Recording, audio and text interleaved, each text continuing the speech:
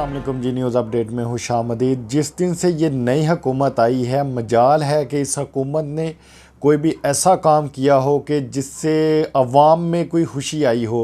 हालांकि इनके अपने घरों में तो खुशियां आ रही हैं, वो इस तरह से कि जी ये फिर मठियाइयाँ भी बांटते हैं और फिर लम्हा फ़िक्रिया ये है कि ये वो सारी वीडियोज़ जो हैं वो भी ये बाकायदा तौर पर सोशल मीडिया पर अपलोड करके लोगों को दिखाते हैं कि जी देखिए जी, हमने आपका तो कौम का तो हमने बेड़ा गर्क कर दिया, लेकिन अपने जो हमारे हालात हैं, अपने जो हमारे मसाइल हैं, वो सारे के सारे हल हो रहे हैं। और अगर कोई मईशत पर बात करता है तो फिर ये उसको पकड़ने की धमकियां देते हैं या फिर कहते हैं कि जी हम उनको गिरफ़्तार कर लेंगे अगर किसी ने सोशल मीडिया पर भी किसी भी किस्म की कोई बात की। तो अगर मैंने अपनी पिछली वीडियो में भी ये बात अर्ज़ की थी कि अगर किसी को पकड़ना ही है तो सबसे पहले आप जियो और समा को पकड़ें।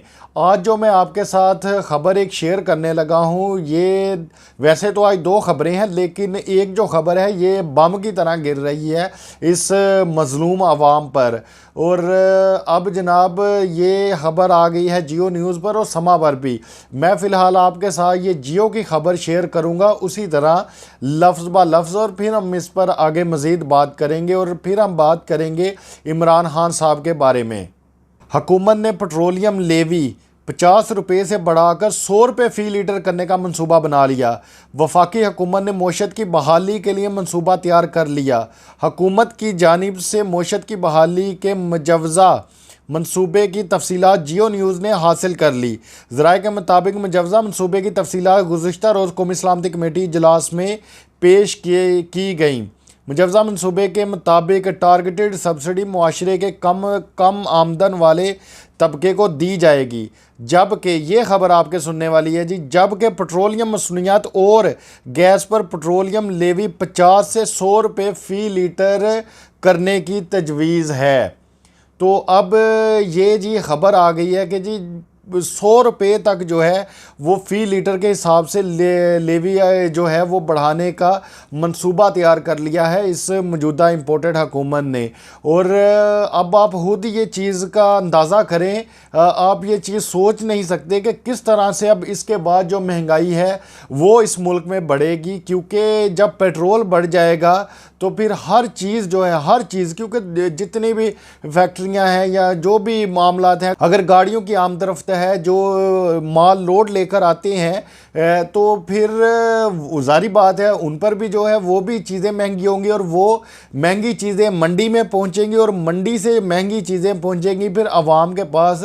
तो इस तरह से ये सारा जो चेन सिस्टम है वो चलेगा एक महंगाई की सूरत में। और इसके साथ साथ ये भी मैं बात करता चलूँ कि ख्वाजा आसफ साहब ने जनाब अब कह दिया है कि जी मार्केट्स जो हैं वो रात को 8 बजे बंद करें। ले जी, अब देखें मार्केट्स भी रात को 8 बजे आप बंद करवा रहे हैं, दूसरी तरफ आप एक जो मिनी बजट आप जिसको कह लेंगे वो लाने की कोशिश कर रहे हैं, तो फिर आवाम तो मर ही गई। देखें इनके अपने जो ठाठ हैं उनमें किसी किस्म की कोई कमी नहीं आई, इनके अपने जो दौरे हैं वो तो कहीं पर कोई कम नहीं हुए, इनकी जो अपनी कबीना है, उनकी जो गाड़ियां हैं, उनके प्रोटोकॉल तो कम नहीं हो रहे, लेकिन सारा का सारा जो मलबा है वो गरीब आवाम पर फेंका जा रहा है कि जी हुकूमत के पास पैसे नहीं है। और फिर अगर ये बात कोई बताए तो ये कहते हैं हम उसको भी पकड़ेंगे। ये तो वही बात है कि जी ना हम खेलेंगे और ना खेलने देंगे, ना हम कुछ खुद करेंगे, और अगर कोई हमें इससे रोकेगा कि आप काम क्यों नहीं कर रहे या हमें कोई पुश करेगा तो हम फिर उसको भी पकड़ लेंगे।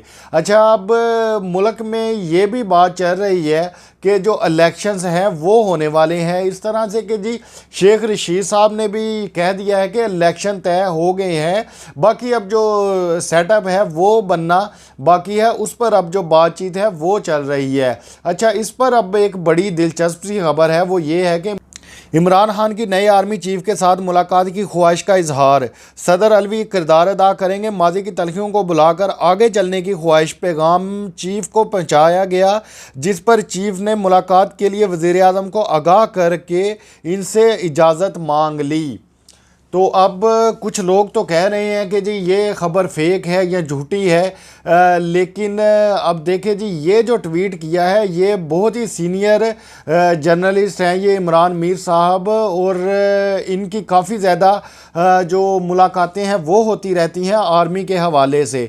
तो इसलिए अब ये ख़बर भी आप तक पहुंचाना ज़रूरी थी कि अगर तो ये देखें, एक तरफ शेख रशीद साहब का बयान भी सामने आ गया और दूसरी तरफ अब ये ख़बर भी सामने आ गई, तो अब इस तरह से लगता तो है कि जो हालात हैं वो इलेक्शंस की तरफ जा रहे हैं। क्योंकि मौजूदा अगर मैं दौर की बात करूं तो यहाँ पर सिर्फ़ और सिर्फ अगर मुल्क ठीक हो सकता है तो वो उसी सूरत में हो सकता है जब एक प्रॉपर तरीके से एक हुकूमत आएगी।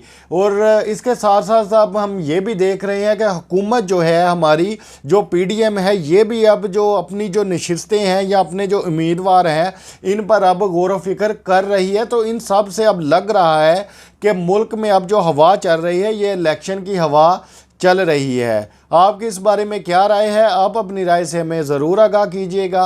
आपसे मुलाकात होगी इंशाअल्लाह ताला अगली वीडियो में। तब तक के लिए अल्लाह हाफिज़।